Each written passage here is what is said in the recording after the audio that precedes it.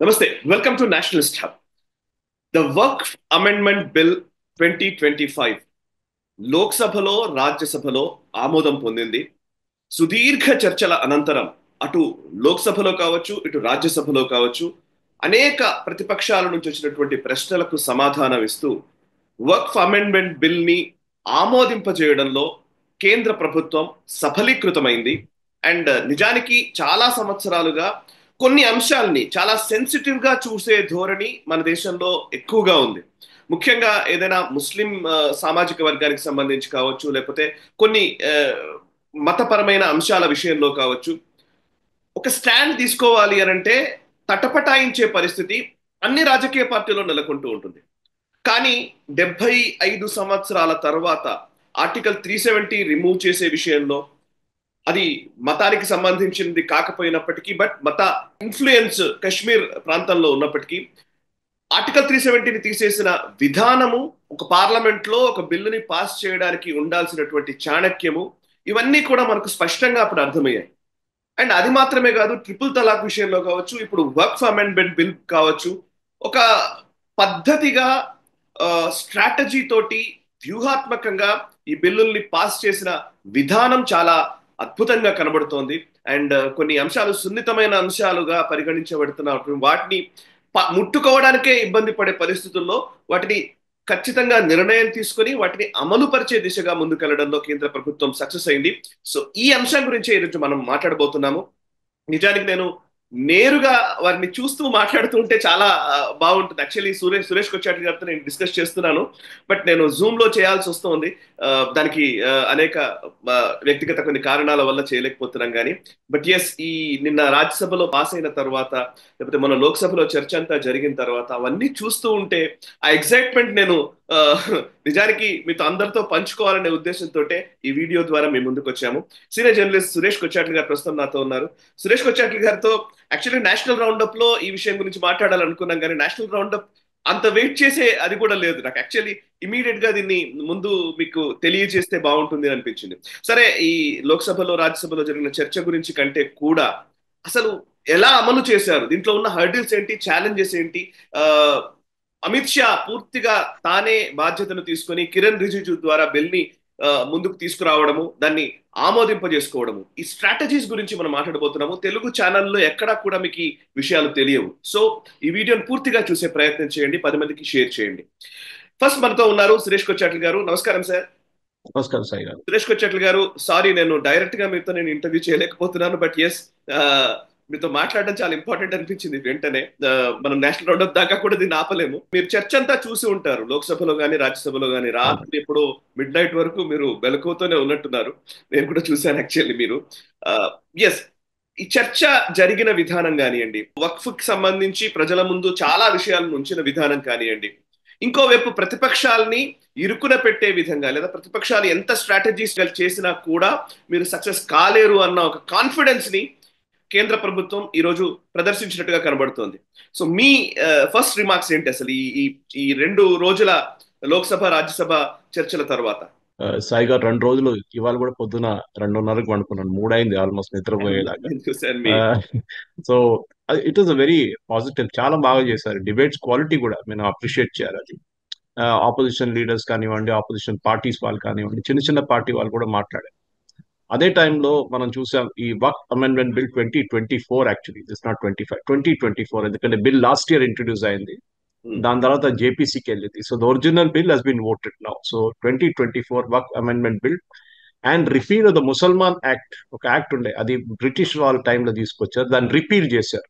So 2 bills జరిగింది ఈసారి. So one was amendment bill of the original bill which 1995లో, తర్వాత 2013లో వాళ్ళు మార్పులు తీసుకొచ్చిన దాన్ని అమెండ్ చేశారు మళ్ళీ.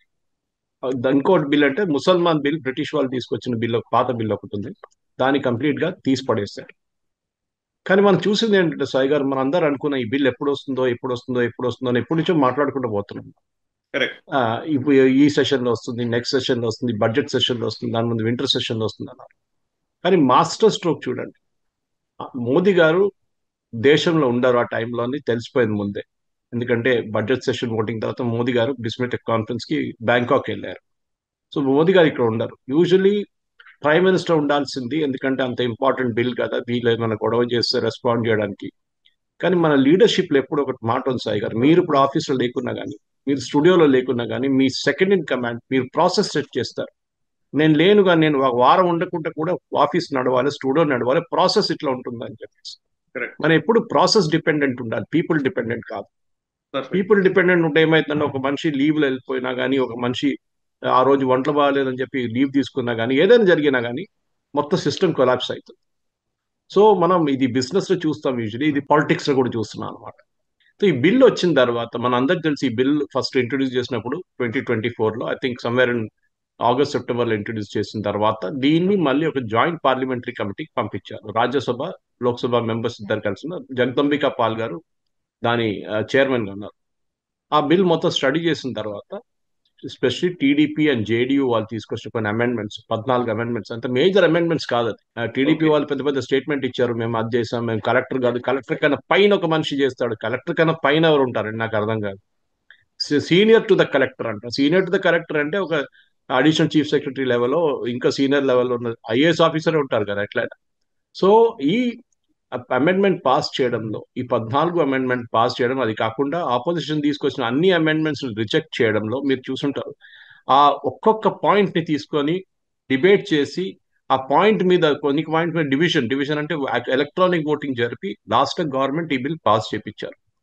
నాకు ఇక్కడ అన్నిటికంటే ఇంప్రెసివ్ ఏం కనిపించింది, ఒకటి Kiran Rijiju performance. I think first time ఒక నేషనల్ లెవెల్లో ఒక అరుణాచల్ ప్రదేశ్ నుంచి ఒక ఎంపీ, అది కూడా Buddhist MP, whose a minority minister and also parliamentary affairs, ఆ ఇంట్రొడ్యూస్ చేయడంలో, ఆ బిల్ సెక్షన్ బై సెక్షన్ తీసుకురావడంలో, హిందీలో మాట్లాడడంలో, ఇంగ్లీష్లో మాట్లాడడంలో he was very very good. ఎప్పుడు మనకు జూనియర్ ని ముందబెట్టడానికి భయపడతాం సాయి గారు. ఇప్పుడు మీరు కరెక్ట్. లేనప్పుడు కూడా మీరు ఒక జూనియర్ ని పెట్టి, 2 సంవత్సరాలు ఎక్స్పీరియన్స్ ఉన్న మనిషిని పెట్టి, బాబు నువ్వు లైవ్ చేయరా అంటే భయపడతారు వాళ్ళు. కానీ ఆ రిస్క్ తీసుకున్నారు బీజేపీ. ఏదో ఒక రోజు వీళ్ళని ఇంట్రడ్యూస్ చేయాల్సిందే. Again I'm comparing a management thought process to ఒక political thought process. Amit Shah garu ఉన్నారు, పక్కనే కూర్చున్నారు, ఏదైనా ఇంటర్వెన్షన్ వచ్చి అమిత్ షా గారు లేచి మాట్లాడారు, నో ప్రాబ్లం. నేను, మీరు ఎవరో ఒక ముస్లిం ఎంపీ లేచి, నేను ఈ చట్టాన్ని మేము అసలు పట్టించుకోమన్నారు, మీరెవరు అండి అని అడిగారు అమిత్ షా. తుమ్ హో కోన్ హోతే అది హో. That is the confidence which gives to the minister that look, నా బాస్ నాతో ఉన్నారు, ఆయన చూసుకుంటారు ఏమైనా అయితే అని చెప్పేసి. సో మీరు చూసుంటారు, పొద్దున్న నుంచి 12 గంటలకు మొదలైన డిబేట్ లోక్సభలో మొన్న పొద్దున రెండు రెండు ఐ థింక్ 2:10 2:20కి పాస్ అయింది పొద్దున. ఆ బిల్ పాస్ చేయడంలో కూడా అపోజిషన్ అమెండ్మెంట్స్ హ్యాండిల్ చేయడం, అమిత్ షా గారు రిప్లై చేయడం, రాహుల్ గాంధీ గాయమైపోవడం, ప్రియాంక గాంధీ అసలు మాట్లాడలేదు, పార్లమెంట్కే రాలేదు. అందరూ అన్ని ఇన్స్టెన్సెస్ చూస్తే మీకు తెలిసిపోతుంది, opposition parties they had given up అంటారు ఇంగ్లీష్లో. అంటే ఇది మేమేం చేసి ఏం చేయలేము, ఒట్టిగా ఒక టోకెన్ రెసిస్టెన్స్ ఇస్తాం అంతే పార్లమెంట్లో, అది కాకుండా ఇది ఇక్కడ ఏం జరగదు అని ఒక వాళ్ళకు ఒక థాట్ ప్రాసెస్ వచ్చేసింది సాయి గారు. ఇది కరెక్ట్. చాలా ఇంపార్టెంట్. ఎందుకంటే మేము గెలవలేము, ఎట్లయినా గెలుస్తారు. ఎందుకంటే దీంట్లో ఈ మీడియా, ఎస్పెషల్లీ కేరళలో ఉన్న మీడియా చాలా మటుకు, నాకు తెలియదు తెలుగు మీడియాలో చేశారు కానీ, ఆ జేడీయూ అండ్ చంద్రబాబు నాయుడు చాలా పెద్ద గొడవ చేయబోతున్నారు పార్లమెంట్ లో. వాళ్ళ ఎంపీస్ కొంతమంది ఓట్ చేయరు, లేకుంటే వాళ్ళు ఓట్ చేస్తే కూడా వాళ్ళు ప్రాబ్లమ్స్ క్రియేట్ చేస్తారని చెప్పి మీడియాలో ఒక బిల్డప్ ఇచ్చారు. కరెక్ట్. వాళ్ళకి ముస్లిం ఓట్ బ్యాంక్ ఉంది అది అని చెప్పి. సో మొన్న నేను ఇంకొక మేజర్ నేషనల్ ఇంగ్లీష్ ఛానల్ చూశాను, వాళ్ళు ఈ ఓట్ పర్సంటేజ్ చూశారు, బీజేపీది, టీడీపీది, జేడీయూది, బీజేపీది. మనం దీనికన్నా ముందు నేషనల్ రౌండప్ లో ఒకసారి జేడీయూ బీజేపీ గురించి మాట్లాడాం. బీహార్లో ఓట్ పర్సంటేజ్ ఈజీగా గెలిచిపోతారు, ముస్లిం ఓట్ రాకుంటే కూడా బీజేపీ గెలిచిపోతారు. ఎట్లా it's anyway Muslim vote bank Congress తో వెళ్తుంది. సో దీన్ని హ్యాండిల్ చేయడంలో చాలా బాగా చేశారు. ఇంకోటి, ఇక్కడున్న ప్రేక్షకులకు తెలియదు, ఒక మేజర్ ప్రాబ్లం జరిగింది కేరళలో మునంబం. మనం దీని గురించి, మునంబం గురించి చాలా మాట్లాడాం మనం. అక్కడ ఉన్న 640 లాటిన్ క్రిస్టియన్ ఫ్యామిలీస్, దాంట్లో కొంచెం ముస్లిమ్స్ కూడా ఉన్నారండి అనుకోండి. So we'll take about 550 560 Muslim families, Hindu families ఉన్నారు, తర్వాత ముస్లిం ఫ్యామిలీస్ కూడా ఉన్నారు. వీళ్ళందరూ మోస్ట్లీ ఈ ఫిషింగ్ కమ్యూనిటీ నుంచి వచ్చేవాళ్ళు అనమాట. మన అందరికి తెలుసు, మునంబంలో వాళ్ళ ప్లేస్, వాళ్ళు వాళ్ళు కొనుక్కున్న ఇల్లు, వాళ్ళు కొనుక్కున్న స్థలాన్ని 4 జనరేషన్స్ నుంచి వాళ్ళు అక్కడ ఉన్నారు. అంటే ఆల్మోస్ట్ ఒక 300 సంవత్సరాల నుంచి అక్కడ ఉన్న వాళ్ళని సడన్ గా ఒక రోజు, ఒక 5 సంవత్సరాల ముందు వక్ఫ్ వచ్చి మా ల్యాండ్ అని చెప్పేశారు. అది పెద్ద గొడవ జరిగింది అక్కడ. చర్చ్లో ఉన్న ఫాదర్ లాటిన్ చర్చ్ వచ్చి వీళ్ళని ప్రొటెక్ట్ చేయని, ఈ ల్యాండ్ ఈ స్థలం వీళ్ళది, వీళ్ళు కొనుక్కున్నది, వీళ్ళు ప్రాపర్టీ ట్యాక్స్ కడుతున్నారు ఎన్నో సంవత్సరాల నుంచి, మీరు రాత్రికి రాత్రి ఎట్లా చెప్తారంటే పెద్ద ఇష్యూ చేశారు. దానికి ఓటింగ్ జరిగే కన్నా 2 రోజుల ముందు సాయి గారు కేసీబీసీ, కేరళ క్యాథలిక్ బిషప్ కౌన్సిల్, అది చాలా పవర్ఫుల్ బాడీ, ఆల్మోస్ట్ 80% చర్చెస్ కేరళలో వాళ్ళ కింద వస్తుంది. ఇంకోటి ఏమో క్యాథలిక్ బిషప్ కౌన్సిల్ సిబిసి, మిగతా 20% వాళ్ళ దగ్గర ఉంటుంది. ఎందుకంటే మనలాగా ఇక్కడ ఆంధ్ర తెలంగాణలా కాకుండా కేరళలో Christianity came before it went యూరోప్కి వెళ్ళిన ముందు క్రిస్టియానిటీ కేరళకి వచ్చింది. సో ద డివిజన్ చాలా క్లియర్ ఉంటుంది అక్కడ. Syro Malabar Sabha, Syro Malankara orthodox Sabha, Latin Christians, Pentecost ఉన్నారు, క్యాథలిక్స్ ఉంటారు. సో చాలా డివిజన్. వీళ్ళందరూ ఒక్కటిగా వచ్చి ఒకే గ్రూప్గా వచ్చి కాంగ్రెస్ ఎంపీస్ కి చెప్పారు. కాంగ్రెస్ ఉన్న ఎంపీస్ కి క్లియర్ గా చెప్పారు కేరళలో, మీరు ఈ అమెండ్మెంట్ ఓట్ చేయకపోతే మీ సంగతి మేము చూసుకుంటాం వచ్చే ఎలక్షన్ అని చెప్పారు. ఇది చాలా పెద్ద ప్రాబ్లం అయింది కాంగ్రెస్ కి సాయి గారు. వాళ్ళు ఓట్ చేయలేదు, వాళ్ళు దే ఓటెడ్ అగేన్స్ట్. కానీ వాళ్ళ especially Ernakulam MP Hibi Eden, అక్కడ ఎర్నాకులంలో మీరు ఎలక్షన్ గెలవాలంటే you have to be a Christian 100%. Church decide చేస్తారు క్యాండిడేట్ ఎవరని చెప్పేసి, ఎస్పెషలీ కాంగ్రెస్ క్యాండిడేట్. సో ఈ రిస్క్ తీసుకున్నారు కాంగ్రెస్, చాలా పెద్ద రిస్క్ ఇది. ఎందుకంటే వాళ్ళు ఈ వ్యతిరేకంగా ఓట్ చేయకపోతే, వాళ్ళు ఫార్ ఓట్ చేస్తే అమెండ్మెంట్ కి ముస్లిం ఓట్లు రావు వాళ్ళకి కేరళలో. సో వాళ్ళు ఒక ట్రేడ్ ఆఫ్ తీసుకున్నారు, మేము ముస్లిం ఓట్లు కావాలన్నా మాకు క్రిస్టియన్ ఓట్లు కావాలని. లాస్ట్ వాళ్ళు డిసైడ్ చేసుకున్నారు, ఓవరాల్ నేషనల్ లెవెల్లో మాకు ముస్లిం ఓట్స్ కావాలి, మేము కాంగ్రెస్ వాళ్ళు ఎస్పెషలీ కేరళ నుంచి ఉన్న UDF, united democratic front, Congress వాళ్ళు we will vote in against the motion అని చెప్పి అమెండ్మెంట్స్ అగైన్ గా ఓట్ చేశారు. కానీ నాకు ఎక్కడ, అది మేము చెప్పినట్లు మీకు దీన్ని కూడా మనం పొద్దున కూడా మాట్లాడుకున్నాం, ఫ్లోర్ మేనేజ్మెంట్ సాయి గారు బ్రిలియంట్. ఇప్పుడు నేను ఒక పాయింట్ ఏంటంటే, మేజర్ గా మీరు ఇందాక చెప్పారు, చాలా ఒక బ్రాడర్ పర్స్పెక్టివ్ లో మీరు చెప్పారు అసలు ఎవరెవరు స్టేక్ హోల్డర్స్, ఎవరెవరైతే ఎట్లెట్లా బిహేవ్ చేస్తున్నారని. ఇప్పుడు నేను ఇందాక కూడా చూస్తున్నాను విజువల్స్. యాక్చువల్లీ రాహుల్ గాంధీ అసలు మాట్లాడలేదు. ఓకే, రాహుల్ గాంధీ వచ్చి ఆ, కేవలం ఓటింగ్ లో పాల్గొన్నారు, మళ్ళీ వెనక్కి వెళ్ళిపోయారు. ఓకే, అగేన్స్ట్ గా ఓటేశారు, వెళ్ళిపోయారు. సో ప్రియాంక వాద్రా లేదు, ప్రధాని నరేంద్ర మోదీ లేరు ఇక్కడ ఇటువైపు. ప్రధాని నరేంద్ర మోదీ గురించి మీరు ఇందాక చెప్పారు, అంటే మోదీ లేకపోయినా సరే కీలకమైన చరిత్రాత్మకమైన బిల్లుల్ని పాస్ చేయగలిగే సామర్థ్యం బీజేపీకి ఉందని ఒక కాన్ఫిడెన్స్ ని చూపించే ప్రయత్నం. అండ్ దట్టు చంద్రబాబు నాయుడు గారి అలైషన్, మీన్ ముఖ్యంగా కోalition ఉన్నప్పుడు. సొంతగా మెజారిటీ ఉంటే అది వేరే విషయం, బట్ ఇప్పుడు కోalition వాళ్ళ మీద డిపెండెన్సీ ఉన్నప్పటికీ కూడా వాళ్ళు చేయగలిగారు. బట్ ఇటువైపు చూస్తే రాహుల్ గాంధీ మాట్లాడకపోవడం, ఇది దేనికి సంకేతం? కేవలం మల్లికార్జున్ ఖర్గే తోటో ఇంకోలతోనో మాట్లాడించారు కానీ రాహుల్ గాంధీ మాట్లాడడం వల్ల ఇబ్బందిని ఎదుర్కోవాల్సి వస్తుంది అని అనుకున్నారు. అయితే మీరు ఇందాక అన్నారు క్రిస్టియన్ కమ్యూనిటీ కేరళకు సంబంధించి కానివ్వండి, వాళ్ళు కాంగ్రెస్ కి వాళ్ళు డైరెక్ట్ గానే వాళ్ళు చెప్పారు మీరు ఓట్ చేయకద్దు అని చెప్పేసి. ఇప్పుడు రాహుల్ గాంధీ మాట్లాడితే ఖచ్చితంగా ఒక స్టాండ్ తీసుకోవాలి.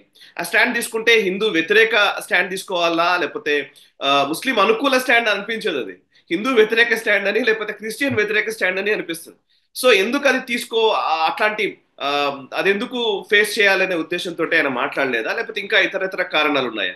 సో ఆయన మాట్లాడిన వాళ్ళు కూడా ఇటువైపు చూస్తే సుధాంశు త్రివేది అసలు అద్భుతంగా ఎక్స్ప్లెయిన్ చేశారు. కిరణ్ రిజిజు గురించి మీరు చాలా స్పష్టంగా చెప్పారు. ఈవెన్ సురేష్ గోపి కూడా మాట్లాడినట్టున్నారు. Yes, correct.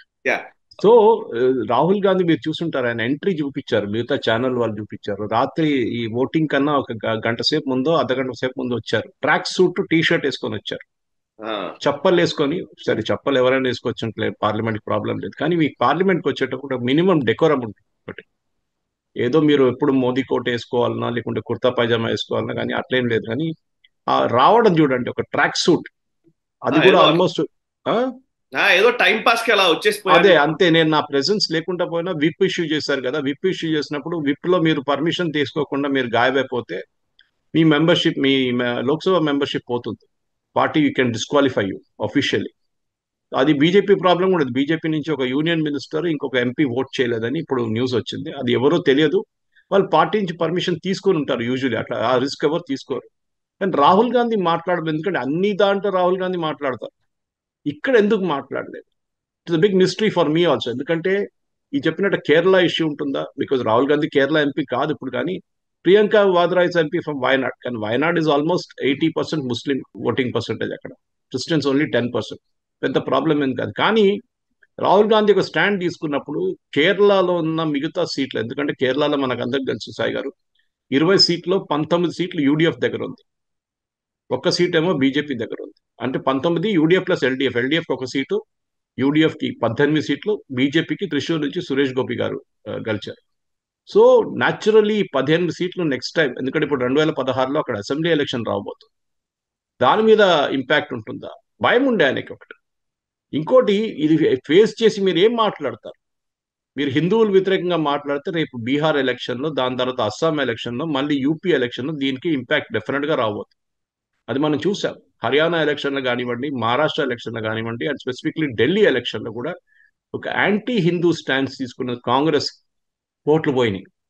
అది వాళ్ళు ఇప్పుడు కూడా అడ్మిట్ చేయరు, కానీ జరిగింది అది అనమాట. సో రాహుల్ గాంధీ న్యాచురల్లీ మాట్లాడలేదు, ఎందుకంటే leader of opposition usually debate close చేస్తున్నప్పుడు సాయి గారు ఎప్పుడు leader in the house and leader of the opposition వీళ్ళిద్దరు మాట్లాడతారు.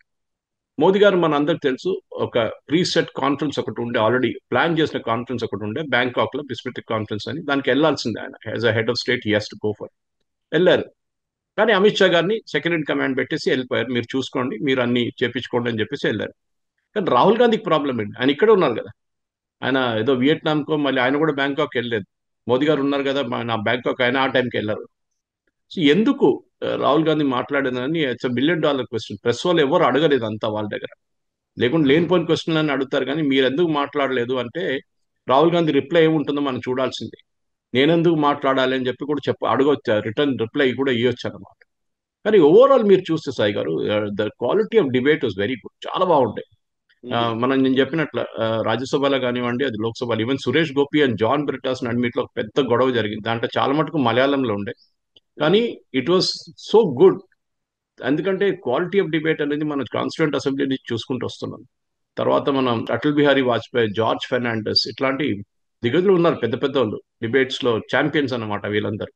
కానీ ఫస్ట్ టైం పాసిబ్లీ ఈ మన దగ్గర పొలిటికల్ సైన్స్ చదివే పిల్లలు కానివ్వండి, మీడియాలో ఇంట్రెస్ట్ ఉన్న వాళ్ళు కానీ, పార్లమెంటరీ ప్రొసీడింగ్స్ ఇంట్రెస్ట్ ఉన్న వాళ్ళు కానీ, ఆ రోజు జరిగిన డిబేట్ క్వాలిటీ చూస్తే చాలా బాగా జరిగింది.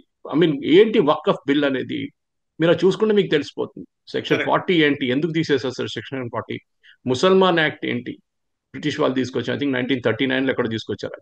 ఇట్లాంటి చాలా మటుకు అమెండ్మెంట్స్ మూవ్ చేయడం, అమెండ్మెంట్స్ ని పాస్ చేయడంలో ఏం జరిగింది, 1995లో జరిగిన మార్పుల్ని మళ్ళీ తీసేశారా, మళ్ళీ తీసుకొచ్చారా, దీనికి రెట్రాస్పెక్ట్ ఎఫెక్ట్ అంటే ఇప్పుడు దాకున్న వర్క్ ప్రాపర్టీగా ఉండిపోతుందా, లేకుంటే దానికి లీగల్ ఛాలెంజ్ ఉంటుందా, దాని చాలా ప్రశ్నలు ఉండే సాయి గారు. కానీ చాలా బాగా ఆన్సర్ చేస్తారు. కానీ నాకు ఇక్కడ ఇంప్రెషన్ అనిపిస్తుంది, చాలా ఇంప్రెసివ్ గా అనిపిస్తుంది అంటే బీజేపీ ఫ్లోర్ మేనేజ్మెంట్ లో. కరెక్ట్. అది బీజేపీ బ్యాక్ ఆఫీస్ అంటే వాళ్ళ చాలా మంది వాళ్ళ మేజర్ ఎంపీస్ అన్ని హ్యాండిల్ చేసుకున్నారండి, చాలా క్లియర్ గా తెలిసిపోతుంది. కానీ మీరు అందరు పార్లమెంట్ లో ఉంటారు, ఆ రోజు అందరు ఓట్ చేయాల్సింది, ఒక్క ఓటు కూడా పోకూడదని మీరు చూసుకున్నారు. సెకండ్, ఎంత వాళ్ళు ఆపోజిషన్ వాళ్ళు మిమ్మల్ని ఫింగర్ చేయడానికి ట్రై చేస్తే, ఎంత మీ మీద వచ్చి లేనిపోయిన ఆరోపణలు చేసినా కానీ మీరు రియాక్ట్ కాకూడదు, అది చాలా ఇంపార్టెంట్. ఎందుకంటే ఒకసారి రియాక్ట్ అయితే పార్లమెంట్ మళ్ళీ మొత్తం గొడవలు వెళ్ళిపోతుంది, మళ్ళీ స్పీకర్ దాన్ని ఆ పార్లమెంట్ ప్రొసీడింగ్స్ ఆపాల్సి వస్తుంది. స్పీకర్ ఓం బిర్లా కూడా ఎంత చాలా బాగా హ్యాండిల్ చేశారు, ఎక్కడెక్కడ సిచ్యువేషన్ వచ్చినా కానీ ఆ మెచ్యూరిటీతోని. అంత టైర్డ్, ఎందుకంటే పొద్దున 1 గంట కాగానే కిరణ్ రిజ్జు కూడా తప్పులు చేశారు. I'm moving the I'm moving the amendment అంటారు, ఐఎమ్ మూవింగ్ ద బిల్ అని చెప్పాలి యాక్చువల్లీ. స్పీకర్ గారు 2-3 సార్లు కరెక్ట్ చేశారు ఆయన కూడా.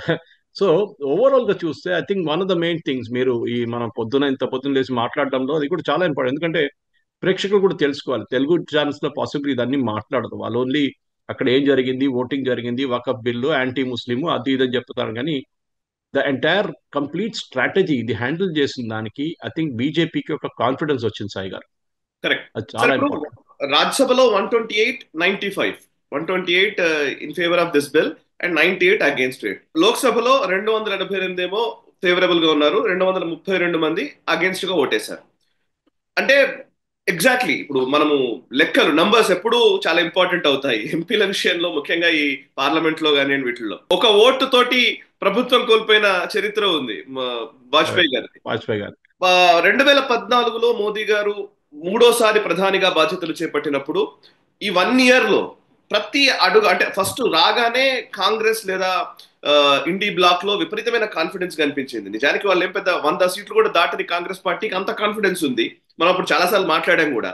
బట్ 240 వచ్చినప్పటికీ వీళ్ళు ఎందుకు ఇంత డిఫెన్సివ్ ధోరణితో ఉన్నారు అని కూడా మనం అనుకున్నాం. బట్ 1 ఇయర్ కట్ చేస్తే నిజానికి ఇప్పుడు ఆ, జూన్ కదా, అంటే జూన్ అంటే ఇప్పుడు ఆల్మోస్ట్ ఇంకో నెల 2 నెలలు అయితే 1 ఇయర్ అయిపోయినట్టే ప్రభుత్వం. సో ఈ 10 నెలల గడువులో వరుసగా రాష్ట్రాల ఎన్నికలు గెలవడము అండ్ పార్లమెంట్ లో కీలకమైన బిల్లులు పాస్ చేసుకునే స్థితికి రావడము, అంటే ఇది రాబోయే రోజుల్లో మళ్ళీ ఒక సుస్థిరత వైపు అడుగులు పడుతున్నట్టుగా మనం భావించాలా. ఇప్పుడు జేడీయూ, ఇద్దరు ఎంపీలు, జేడీయూ ఎంపీలు వాళ్ళు అగేన్స్ట్ గా ఓటు వేశారు. అండ్ వాళ్ళు చెప్తున్నారు సెక్యులర్ విధానానికి ఆ, మీరు విరుద్ధంగా జేడీయూ నిర్ణయం తీసుకుంది అని వాళ్ళు ఏదో లేఖ కూడా రాశారు. ఆ ఇద్దరు ఎంపీలు, ఇందాక నేను చదువుతున్నాను యాక్చువల్లీ.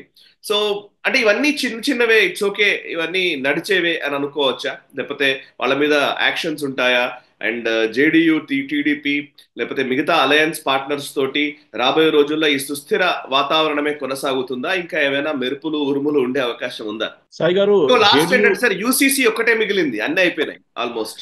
ఎస్ టిక్ ఆఫ్ చేసుకున్నారు అన్ని బాక్స్. ఆర్టికల్ 370, ట్రిపుల్ తలాక్, సిఏ, మొత్తం అన్ని చట్టాలు వీళ్ళు మార్చుకున్నారు. ఎక్కడెక్కడ కావాలి కొత్త చట్టాలు తీసుకొచ్చారు, ఎక్కడెక్కడ అమెండ్ చేయాలి అన్ని చేసుకున్నారు. ఐ థింక్ ఒక వన్ సెంటెన్స్ లో ఇఫ్ సే మోదీ గవర్నమెంట్ కి కొత్త ఎనర్జీ వచ్చింది సాయి గారు.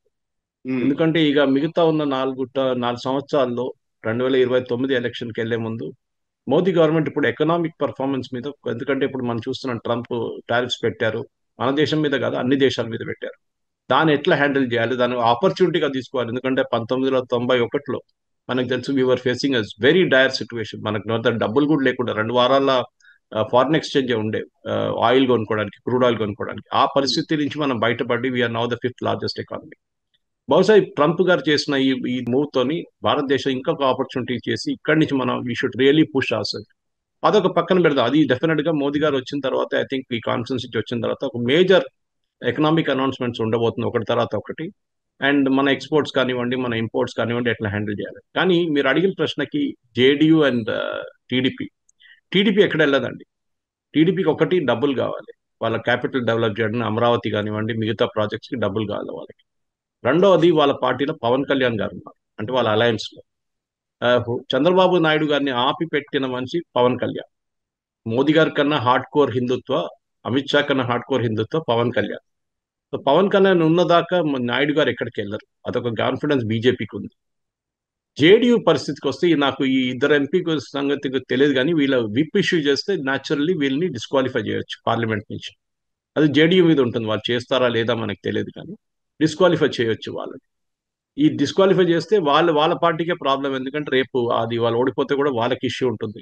సో ఏ యాక్షన్ తీసుకుంటారో వాళ్ళ తరఫున చూడాల్సి వస్తుంది. ఎందుకంటే మోస్ట్లీ వీళ్ళు ముస్లిం ఎంపీస్ ఉండొచ్చేమో, నాకు వాళ్ళ పేర్లు తెలియదు, కానీ ముస్లిం ఎంపీలు ఉంటే డెఫినెట్ గా వాళ్ళు ఓట్ చేస్తారు, ఎందుకంటే వాళ్ళకి భయం వాళ్ళ కాన్స్టిట్యున్సీలో ఓడిపోతారండి. అది ఆ ప్రాబ్లం ఈవెన్ అజిత్ పవార్ కూడా ఉండే సాయి గారు.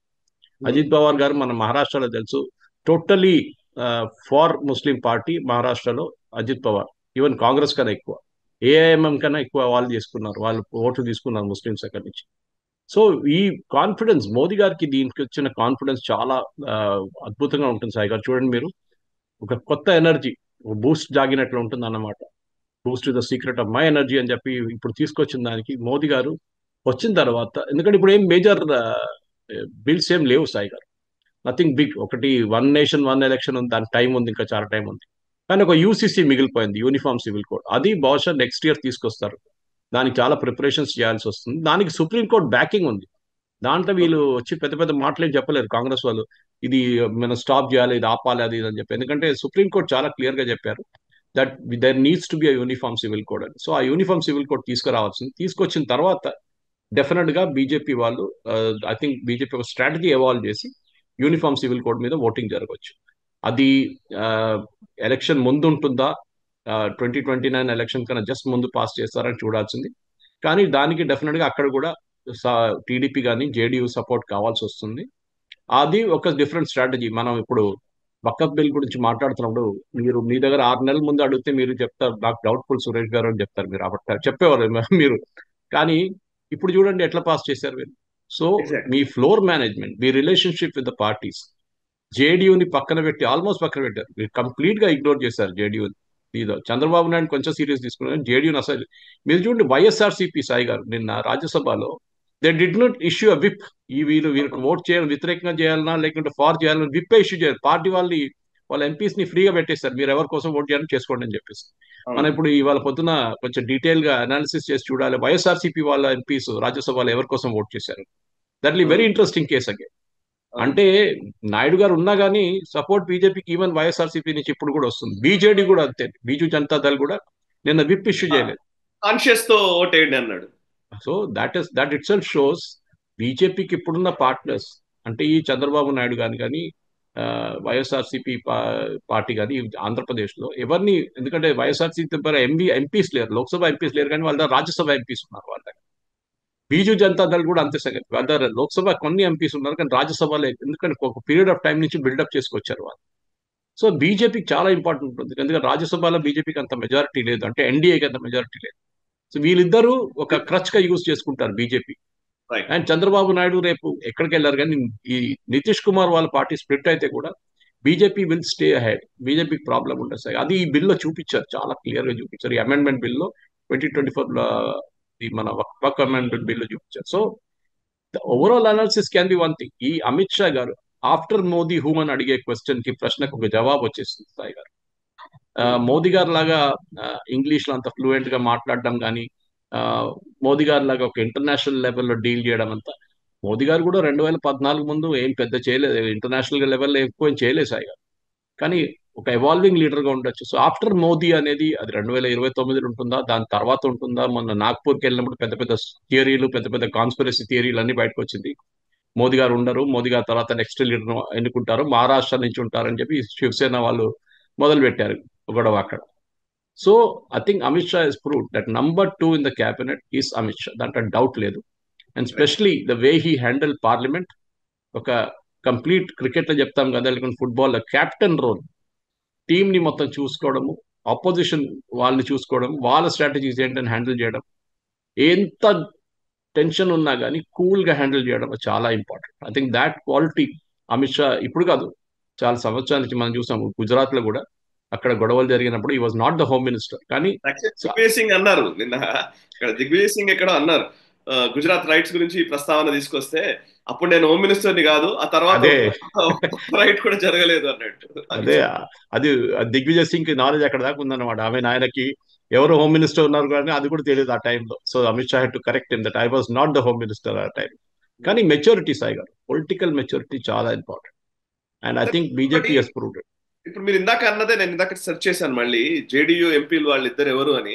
ఇద్దరు ముస్లింసే మీరు చెప్పినట్టుగా, మహమ్మద్ ఖాసిం అన్సారీ, మహమ్మద్ అష్రఫ్ అన్సారీ. ఆయన ఒకరు Mohammed Ashraf Ansari JDU minority wing chief అంట. అదే ఆ ఇద్దరు అగేన్స్ట్ గా ఓట్ చేశారు.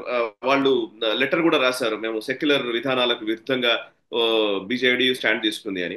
సో రాబోయే రోజుల్లో సార్ ఇప్పుడు మిగిలిన రెండు పద్ధతులు, ఒకటి ఎలక్షన్లు గెలవడం, రెండు గవర్నెన్స్ ని చూసుకోవడం, అంటే మినిస్ట్రీ పర్ఫార్మెన్స్ ఇవన్నీ ఉంటాయి, మూడు పార్లమెంట్ ని హ్యాండిల్ చేయడం. ఇది చాలా మందికి ఇక్కడ చాలా కష్టంగా ఉంటుంది, న్యాచురల్ కదా. సో పార్లమెంట్ ని హ్యాండిల్ చేయడం విషయంలో ఇప్పుడు వక్ఫ్ అనుకోండి, ఇంతకు ముందు అందరూ మాట్లాడు ఆర్టికల్ 370 టైంలో కానివ్వండి, మిగతా వాటిల్లో కానివ్వండి, మీరు పెద్దగా ప్రొసీడింగ్స్ కరెక్ట్ గా పాటించట్లేదని, బుల్డోజ్ చేస్తున్నారని మాట్లాడేవాళ్ళు. ఇప్పుడు వక్ఫ్ లో అది రద్దయిపోయింది. నిజానికి వక్ఫ్ జేపీసీకి వెళ్ళింది, జాయింట్ పార్లమెంటరీ కమిటీకి వెళ్ళింది, సుదీర్ఘ చర్చలు జరిగాయి, అక్కడి నుంచి అమెండ్మెంట్స్ కొన్ని తీసుకున్నారు, ఆ తర్వాత ఇక్కడ గంటల తరబడి చర్చ పెట్టారు, లోక్సభలో కానీ రాజ్యసభలో కానీ. సో పార్లమెంటరీ ప్రొసీడింగ్స్ మీరు చెప్పిన అన్నీ చేసాము. సో ఇప్పుడు లాస్ట్ కి అభిషేక్ మను సింఘ్వి ఏమంటున్నాడంటే, అభిషేక్ మను సింఘ్వి గారు కొంతమంది అంటున్నారు ఏంటంటే ఇది కోర్టు దీన్ని అన్కాన్స్టిట్యూషనల్ అని కొట్టేస్తుంది అని చెప్పి ఒక ఆశ. ఆర్టికల్ 370 విషయంలో కూడా ఇదే మాట్లాడారు, అప్పుడు సుప్రీంకోర్టు దీన్ని రద్దు చేస్తుంది, ఇదంతా మళ్ళీ ఆర్టికల్ 370 పునఃస్థాపిస్తుంది అని. హౌ డు యూ రీడ్ రాబోయే రోజుల్లో ఏమైనా కోర్టు ఏమైనా దీన్ని మార్చే అవకాశం ఉందా? పార్లమెంటరీ డెమోక్రసీలో పార్లమెంటరీ సుప్రీం, రైట్? కరెక్ట్. అది కూడా కాదు, ఇక్కడ ఏం చేశారు వీళ్ళు, బిల్లు కొట్టుపడేలేదు సాయి గారు. They have not repealed the bill. Repeal bill, Musalman act repeal bill British time the repeal చేశారు, ఇక్కడ అమెండ్ చేశారు. అమెండ్మెంట్ లో 1995 లో 2013లో తీసుకొచ్చిన అమెండ్మెంట్స్, అది కాంగ్రెస్ వాళ్ళు చేసిన అమెండ్మెంట్స్. అండ్ ఎస్పెషల్లీ 2013 అమెండ్మెంట్ చాలా డేంజరస్, ఎందుకంటే ఒక అవుట్ గోయింగ్ పార్టీ ఎప్పుడు చేయకూడదు. మీకు ఎలక్షన్ 6 నెలల ముందు ఎలక్షన్ ఉన్నప్పుడు మీరు ఒక బిల్ మాడిఫై చేయడం కరెక్ట్ కాదు, ఎస్పెషల్లీ లీగల్ ఛాలెంజ్. సుప్రీంకోర్టు ఎప్పుడు అనరు మీకు ఒక ప్రాబ్లం ఉంటే సుప్రీంకోర్టులో రాకూడదని సుప్రీంకోర్టు ఎప్పుడు అన్నారు. అది మార్చారు ఈసారి. That you have a legal recourse. ఒక ట్రిబ్యునల్ ఒక్కటే కాదు, మీకు ట్రిబ్యునల్ వాళ్ళు ఇచ్చిన జడ్జ్మెంట్ తర్వాత మీరు you can go to high court and supreme court. దీనికన్నా ముందు అది లేకుండే, తీశారు. కాంగ్రెస్ వాళ్ళు చేసిన పని ఇది. So definitely supreme court won't interfere in this. ఇది ఒక అమెండ్మెంట్ అండ్ పార్లమెంట్ సుప్రీం అని చెప్పామని, కానీ నేషనల్ జ్యుడిషియల్ అకౌంటబిలిటీ కమిషన్ అది చూసాం మనం, కొట్టుపడేశారు ఆ టైంలో. బట్ అది వాళ్ళ సెల్ఫిష్ మోటివ్ ఉండే సుప్రీంకోర్టు జడ్జెస్. కానీ ఈ కేసులో డెఫినెట్ గా బీజేపీ వాళ్ళు చాలా కేర్ఫుల్ గా, చాలా లీగల్ లాంగ్వేజ్ కూడా చూడండి, చాలా మంచిగా హ్యాండిల్ చేశారు. I think some of the best brains were involved in drafting this bill. ఇది ఎక్కడ పోదు, లీగల్ ఛాలెంజ్ ఏమి ఉండదు దీనికి. ఎందుకంటే ఇక్కడ మెయిన్ గా ఏం చేశారంటే మీకు ఒక ప్రొటెక్షన్ ఇచ్చారు. మీరు రేపు మీ ఇంటికి వచ్చి వకఫ్ బోర్డు వచ్చి ఈ స్థలం మాదని చెప్పడానికి మిమ్మల్ని రెండు నెలల్లో ఖాళీ చేయకపోతే మీకు 2 సంవత్సరాలు జైల్లో ఇస్తారని ఒక ధమ్కి ఇచ్చేటోళ్ళు. ఇప్పుడు అది జరగదు సాయి గారు. And definitely I think what BJP చెప్పిన దాని ప్రకారం మణిపూర్ చూడండి సాయి గారు, లాస్ట్ 6 నెలల్లో సంవత్సరంలో అక్కడ జరిగిన గొడవలు ఇప్పుడు చూడండి, మణిపూర్ చూడండి ఎంత కూల్ గా హ్యాండిల్ చేస్తున్నారు బీజేపీ, ఎస్పెషల్లీ అమిత్ షా గారు. ఎందుకంటే he's now totally in charge of Manipur. So Congress వాళ్ళు ఎంత గొడవ చేసినా కానీ మోదీ గారు అక్కడ ఎందుకు వెళ్ళట్లేదు అడగని, this is the main thing that Manipur కూడా మేము హ్యాండిల్ చేస్తాం. వచ్చే ఎలక్షన్ అది ఒకటి బీహార్, నెక్స్ట్ అస్సాం. ఈ 2 ఎలక్షన్ కూడా చాలా క్రూషియల్ గా ఉండిపోతుంది. అండ్ డెఫినెట్ గా బీజేపీకి ఐ థింక్ ఒక కొత్త ఎనర్జీ వచ్చింది దీని తర్వాత. మేము చూసుకుంటాం, మీకు ఎంత పెద్ద ప్రాబ్లం అయినా దానికి ప్రాబ్లం లేదని ఒక కాన్ఫిడెన్స్ వాళ్ళకి వచ్చింది sir. Yes sir, right sir. అయితే thank you very much Suresh Kochattil గారు. మిమ్మల్ని ఇబ్బంది పెట్టాను ఏం లేదు సార్, ఇబ్బంది ఏం లేదు. Glad to speak. ఎందుకంటే టాపికాలిటీ ఉంది కదా, మనం ఈ చెప్పినట్లు మీరు కూడా నాట్ అవైలబుల్ పర్సనల్లీ, ఇంకా మన స్టూడియోకి రావడం ఎందుకు, మనం ఇప్పుడే చేసేస్తే నేషనల్ రౌండ్ అప్ చేస్తే బహుశా అది కొంచెం లేట్ అయిపోతుందని మీరు చెప్పింది కరెక్ట్ సాయి గారు. Right sir, thank you very much sir, thank you very much. Thank you Sai గారు. చూసారు కదా, అది సురేష్ కొచ్చాట్ల గారితో స్పెషల్ డిస్కషన్. యాక్చువల్లీ వక్ఫ్ అమెండ్మెంట్ బిల్ లో ఏముంది, ఆ లీగాలిటీస్ ఏంటి, అవన్నీ అనేక స్టోరీస్ రూపంలో రకరకాలుగా మేము నేషనల్ స్టబ్ లో మీరు చూసి ఉంటారు, అండ్ మిగతా మాధ్యమాల్లో కూడా చూసి ఉంటారు. బట్ బిల్ డ్రాఫ్ట్ చేయడం సమస్య కాదు, బిల్ ని ఆమోదింపజేసుకోవడము, దట్టు తక్కువ సీట్లు ఉన్నాయి, 240 సీట్లే ఉన్నాయి అన్న భావన ని తీసివేస్తూ, లేదు మేము ఎంత పెద్ద చరిత్రాత్మకమైన నిర్ణయం అయినా సరే తీసుకోగలము, దాన్ని అమలు పరచగలము అని నిరూపించినటువంటి సంఘటన జరిగింది పార్లమెంట్ లో. సో అదే ఉభయ సభల్లో కూడా ఈ బిల్లు ఆమోదం. సో దీని వెనకాల చాణక్యుడు, అపర చాణక్యుడిగా పేరెన్నికగన్నటువంటి అమిత్ షా గారి వ్యూహము, లేకపోతే ఆయన ఎత్తుగడలు, ఆయన దీన్ని తీసుకెళ్లిన విధానము, కిరణ్ రిజిజు లాంటి మంత్రి దాన్ని ముందుకు తీసుకెళ్లిన విధానము, ఇవన్నీ కూడా ఒక రకంగా చెప్పాలంటే మళ్ళీ పార్లమెంటరీ ప్రజాస్వామ్యంలో ఒక పార్లమెంట్ లో జరిగే చర్చలు, లేదా ప్రజలకు ఆ పార్లమెంట్ లో జరుగుతున్నటువంటి చర్చల ద్వారా మొత్తం దేశం యావత్తు కూడా ఈ పార్లమెంట్ వైపు చూసే విధంగా, ఎన్లైటన్ అయ్యే విధంగా జరిగినటువంటి తీరుకి అభినందనలు తెలపాలి కేంద్ర ప్రభుత్వానికి. అండ్ ఈ బిల్ ని ఆమోదింపజేసినటువంటి ఎంపీలందరికీ కూడా పేరు పేరున అభినందనలు తెలపాలి జాతీయవాదులందరూ. సో చూస్తూనే ఉండండి నేషనల్ స్టబ్, మనసా వాచా కర్మణ, దేశహితం కోసం. నమస్తే. ఈ వీడియో మీకు నచ్చినట్టయితే లైక్ చేయండి, 10 మందికి షేర్ చేయండి. అలాగే కామెంట్ల రూపంలో మీ అభిప్రాయాలను మాతో పంచుకోండి. Nationalist hub group of channels ను సబ్స్క్రైబ్ చేసుకుని తెలుగునాట జాతీయవాద జర్నలిజాన్ని ప్రోత్సహించండి. ఈ వీడియో కింద ఉన్న బెల్ ఐకాన్ పై క్లిక్ చేయడం మర్చిపోవద్దు.